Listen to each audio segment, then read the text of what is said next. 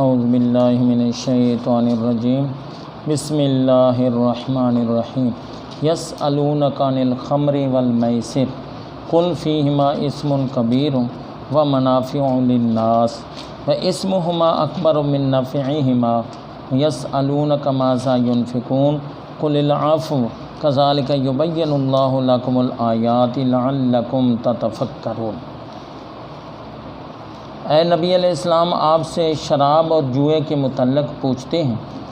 آپ فرما دیں کہ ان دونوں میں گناہ کبیرہ ہے اور لوگوں کے لیے کچھ فائدے بھی ہیں۔ وَإِسْمُهُمَا أَكْبَرُ مِن نَّفْعِهِمَا، اور ان کا گناہ فائدے سے زیادہ ہے، یعنی اتنے فائدے نہیں ہیں جتنے اس کے گناہ اور نقصانات ہیں۔ اور آپ سے سوال کرتے ہیں کہ وہ کیا خرچ کریں۔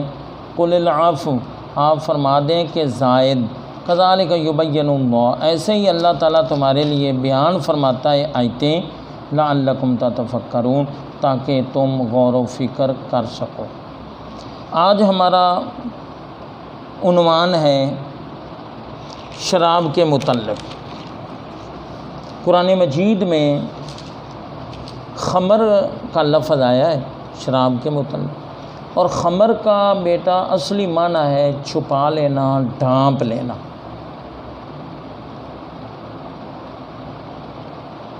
عورتوں کے لیے حکم ہے قرآن مجید میں وَلْيَضْرِبْنَ جُيُوبَهُنَّ بِخُمُرِهِنَّ، کہ ان عورتوں کو چاہیے کہ اپنی اوڑھنیاں اپنے سینوں پر رکھیں۔ اب اوڑھنیوں کو بِخُمُرِهِنَّ، خمر خمر کی جمع ہے، چونکہ کپڑا جسم کو چھپا لیتا ہے۔ شراب کو خمر اس لیے کہتے ہیں کہ یہ عقل کو چھپا لیتی ہے، عقل پر پردہ ڈال۔ تو اس آیت کا شان نزول یہ ہے، یہ جو سنا رہا ہوں ابو داؤد دوسری جلد صفحہ نمبر 1405، حضرت سیدنا عمر فاروق رضی اللہ، مراد مصطفیٰ، خلیفہ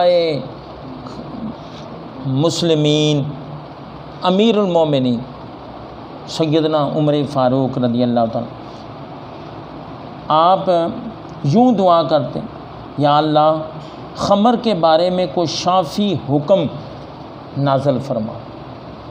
اللہ کریم نے یہ آیت نازل فرمائی۔ میں نے تاریخ الخلفاء میں بیٹا پڑھا ہے کہ قرآن مجید کے 19 مقامات، یعنی 19 آیات ایسی ہیں جو مراد عمر فاروق کے مطابق رب کائنات نے نازل فرمائی، ان میں سے یہ بھی ایک آیت ہے۔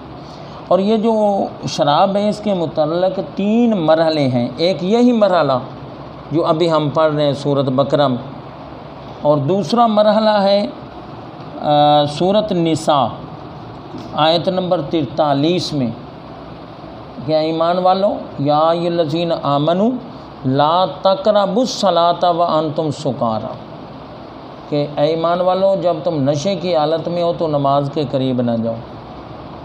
اور تیسرا مرحلہ انما الخمر والمیسر والانصاب والازلام رجس من عمل الشیطان، یہ سورۃ مائدہ اور آیت نمبر 90۔ تو یہ 3 مختلف مراحل میں یہ شراب کی حرمت پہلے آئی کہ اس میں کچھ فائدے بھی ہیں اور نقصانات اور گناہ ہیں۔ اتنے فائدے نہیں جتنے نقصانات اور گناہ ہیں، یہ پہلے نمبر پر ہے۔ اب کئی لوگ پیتے تھے، کئی چھوڑ گئے۔ ایک دفعہ مغرب کے وقت حضرت عبد الرحمن بن عوف کے گھر میں دعوت، اس کے بعد شراب بھی ہوئی۔ شراب پی کر انہوں نے نماز پڑھی، تو نماز میں انہوں نے الفاظ غلط بول پڑے، قل یا ایھا الکافرون لا اعبد ما تعبدون کی جگہ اعبد ما تعبدون، اور یہ بڑا اس کا فرق پڑتا ہے معنی کا۔ تو پھر آیت آئی کہ ایمان والو نشے کی حالت میں نماز کے قریب نہ جاؤ۔ پھر تیسرا مرحلہ آیا جس سے بالکل ہی شراب حرام ہو۔ اب اس آیت میں بیٹا 2 چیزوں کا ذکر ہے، جوا بھی حرام اور شراب بھی، اور فرمایا رجسن،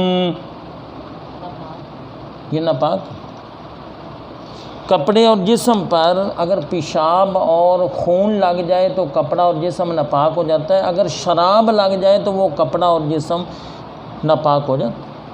اب جس کے کپڑے پر لگنے سے کپڑا ناپاک اور پلید ہو گیا ہے، جب وہ پیٹ میں جائے گی تو اندر والا حصہ کتنا ناپاک اور بدبودار ہوگا، معدہ، جگر وغیرہ وغیرہ، وہ کتنے ناپاک۔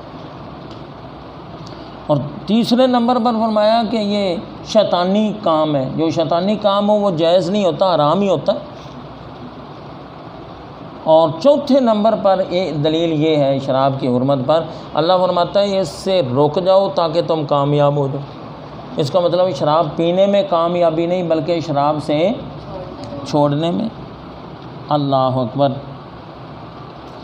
اب ایک حدیث پاک سنیں، بخاری شریف دوسری جلد صفحہ نمبر 836 میں سیدنا ابو ہریرہ رضی اللہ تعالیٰ عنہ کی روایت ہے، حضور نبی اکرم پڑھیے صلی اللہ علیہ وآلہ وسلم نے فرمایا، جب انسان زنا کرتا ہے اس کا ایمان کامل نہیں رہتا، انسان شراب پیتا ہے اس کا ایمان نہیں رہتا، یہ بریکٹ میں لفظ ہے کامل، اور جب انسان چوری کرتا ہے اس وقت بھی اس کا ایمان نہیں رہتا، یعنی ایمان کامل نہیں رہتا۔ اب جو حدیث پاک سنا رہا ہوں آپ بھی سن کر حیران ہوں گے، اور جو یہ ویڈیو دیکھیں اور سنیں گے وہ بھی حیران ہوں گے کہ اس خبیث چیز کی کتنی اس سے نفرت کرنی چاہیے، اور کتنی یہ خبیث نہیں بلکہ اخبث، سب سے زیادہ خبیث ترین یہ شے ہے۔ سنیے حدیث پاک، سنن ابو داؤد سیاستہ کی کتاب ہے، اور اس میں یہ حدیث پاک موجود ہے۔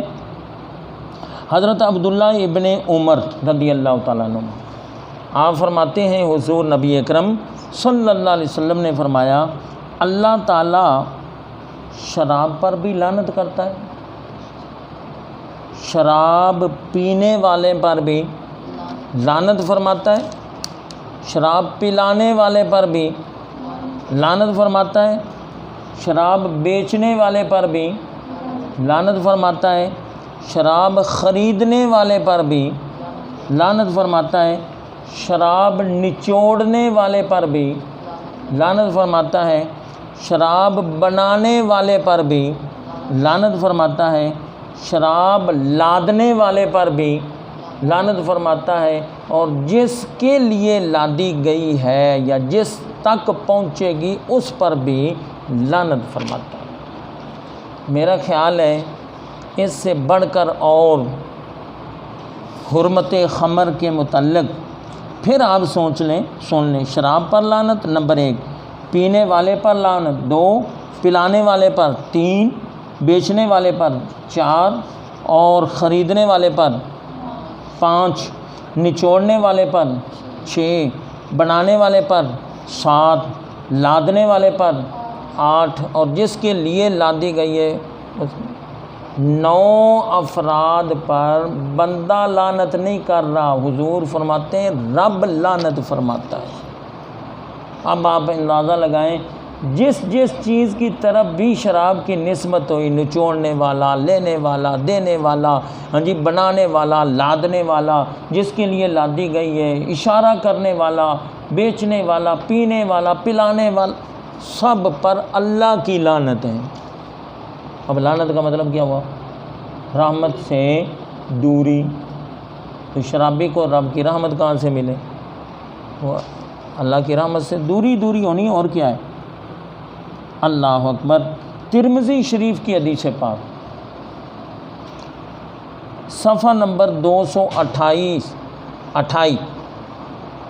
اس میں حضرت سیدنا امیر معاویہ رضی اللہ تعالیٰ اس حدیث پاک کے راوی آپ فرماتے ہیں کہ حضور نبی اکرم پڑھیے صلی اللہ علیہ وآلہ وسلم کا فرمان علی شان، جو شراب پیے پہلی مرتبہ اس کو کوڑے لگاؤ، دوسری مرتبہ پیتا ہے پھر کوڑے لاؤ، تیسری مرتبہ پیتا ہے پھر بھی کوڑے لاؤ، اور اگر چوتھی مرتبہ پیتا ہے پھر اس کو قتل کر دو۔ یہ حدیث پاک ترمذی شریف کی ہے۔ المصنف کتاب کا نام ہے بیٹا، صفحہ جلد نمبر 7 اور صفحہ نمبر 399۔ حضرت حسن رضی اللہ تعالیٰ اس حدیث پاک کے راوی حضور نبی اکرم صلی اللہ علیہ وسلم کا فرمان ہے، شراب پینے والے کو 80 کوڑے لگاؤ۔ ایک فقہ کی بڑی مستند اور معتبر کتاب ہے جی، تقریباً یہ فقہ کی آخری کتاب ہدایہ اخیرین، اس کے صفحہ نمبر 495 میں یہ مسئلہ موجود ہے کہ جو شراب کا ایک قطرہ بھی پی لے، کتنا؟